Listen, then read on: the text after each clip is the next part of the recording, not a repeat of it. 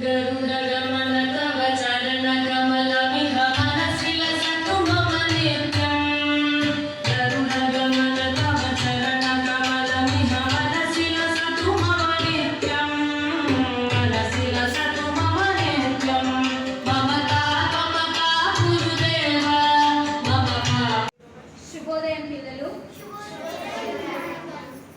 ముందుగా ప్రధానోపాధ్యాయురాలు గారికి, నా తోటి ఉపాధ్యాయులందరికీ, విద్యార్థులందరికీ కూడా ఈరోజు ఉన్నటువంటి ప్రాముఖ్యత తెలుగు భాష దినోత్సవ శుభాకాంక్షలు.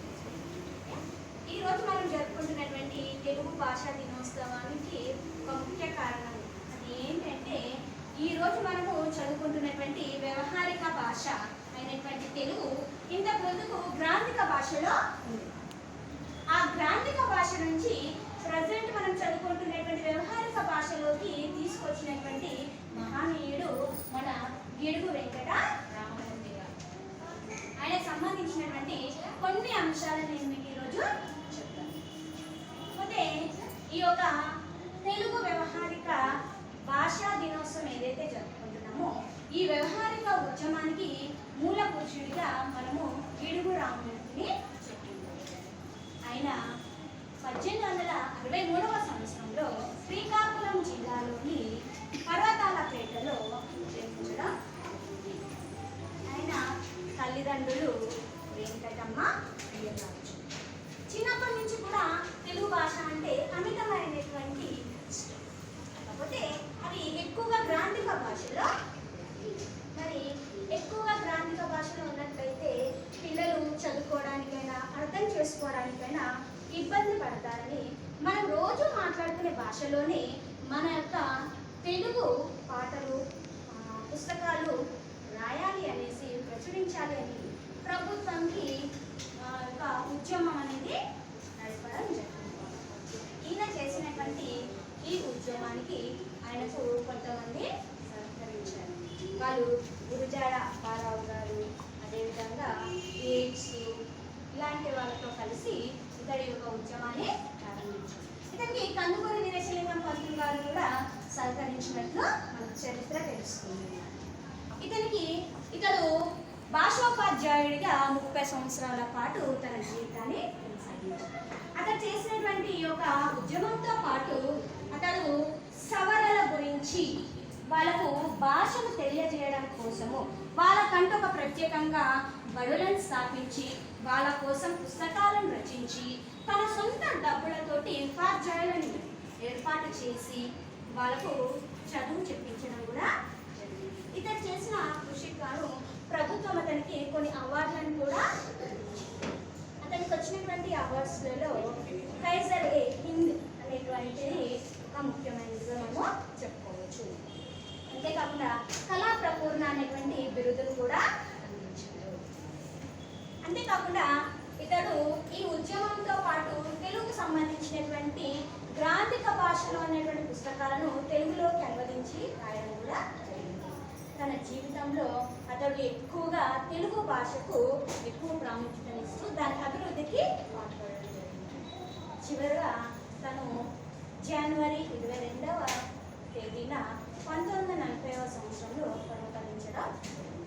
అతను పుట్టినటువంటి ఈ రోజును పురస్కరించుకొని అతను చేసినటువంటి సేవకు గాను మనం ఈ యొక్క తెలుగు వ్యవహారిక భాషా దినోత్సవం, తెలుగు భాషా దినోత్సవంగా మనము జరుపుకుంటున్నాము. ఈ చిన్న అవకాశాన్ని ఇచ్చినటువంటి ప్రిన్సిపల్ మేడంకి కూడా ధన్యవాదాలు. నా పేరు అనగా నేను 4వ తరగతి చదువుతున్నాను. ఇప్పుడు నేను భగవద్గీత శ్లోకం చెప్పబోతున్నాను. ఓం శ్రీ పరమాత్మనే నమః. అథ ప్రథమోధ్యాయః అర్జున విషాద యోగః. ధృతరాష్ట్ర ఉవాచ ధర్మక్షేత్రే కురుక్షేత్రే సమవేతాయుయుత్సవః మామకాః పాండవాశ్చైవ కిమకుర్వత సంజయ. ఓ సంజయ,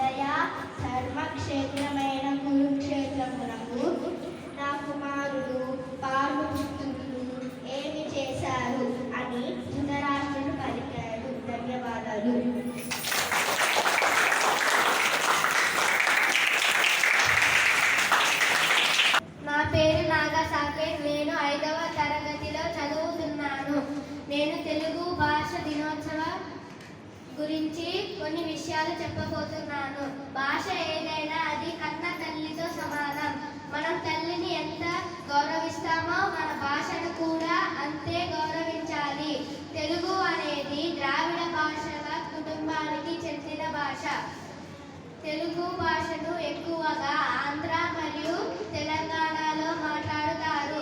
భారతదేశంలో అత్యధికంగా మాతృభాషగా మాట్లాడే భాషలలో తెలుగు భాష 4వ స్థానంలో ఉంది. శ్రీకృష్ణదేవరాయలు తెలుగు భాషను దేశ భాషలందు తెలుగు లెస్స అని అన్నారు.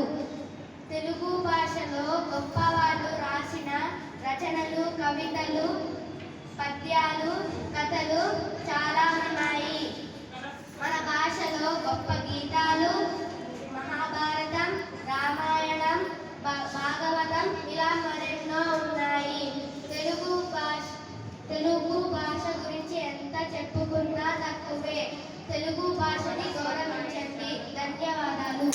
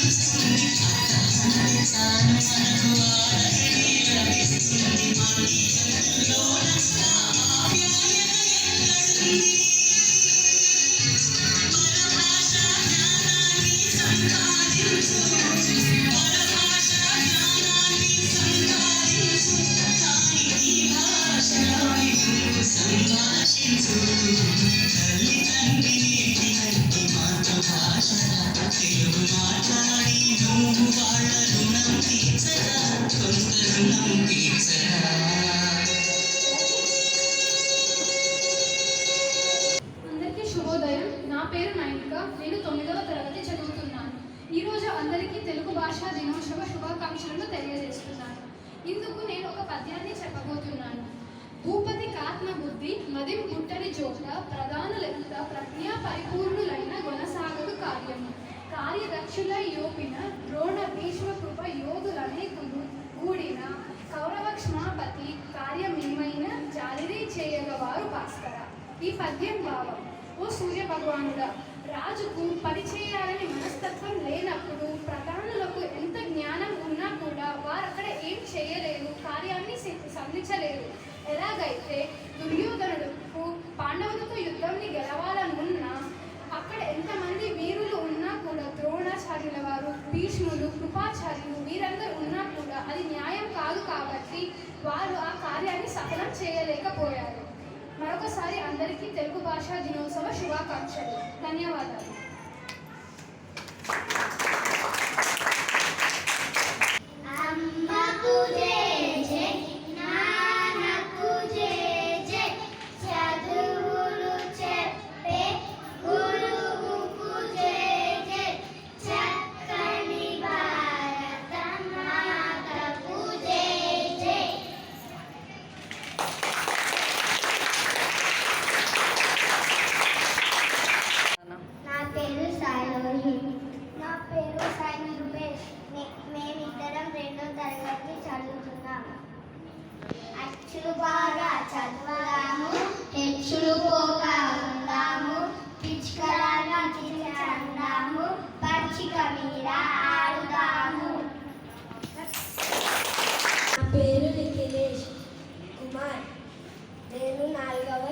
తరగతిలో చదువుతున్నాను. నేను ఒక పద్యం చెప్పబోతున్నాను. తన కోపమే తన శత్రువు, తన శాంతమే తనకు రక్షదయ చుట్టంబో, సంతోషమే తనకు స్వర్గము, తన దుఃఖమే నరకమండ్రు తథ్యము సుమతి. తాత్పర్యం సుమతి, తనలో ఉండే కోపము తనకు శత్రువు, తనకు శాంతమే తనకు రక్ష దయనే చుట్టము, సంతోషం ఉంటే అదే స్వర్గము, దుఃఖమిస్తే అదే నరకము.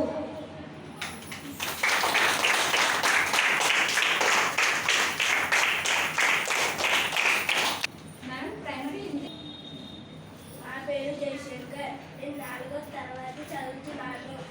ఇప్పుడు నేను పద్యం చెప్పబోతున్నాను. ఉప్పు కప్పు రంగు, నొక్క పోలిక రెండు, జూడ జూడ రుచుల, జాడ పేరయ్య, పుణ్య పురుషు పేరయ్య, విషలాభి. నా పేరు భావజ్ఞ. నా పేరు దీక్షిత. నా పేరు మనస్విని. ఇప్పుడు మేము తెలుగు భాష దినోత్సవం గురించి ఒక పాట పాడబోతున్నాము. మేము 5వ తరగతిలో చదువుతున్నాము. తెలుగు భాష తీయదనం, తెలుగు జాతి గొప్పదనం, తెలుసుకున్న వాళ్ళకే తెలుగే ఒక మూలతనం.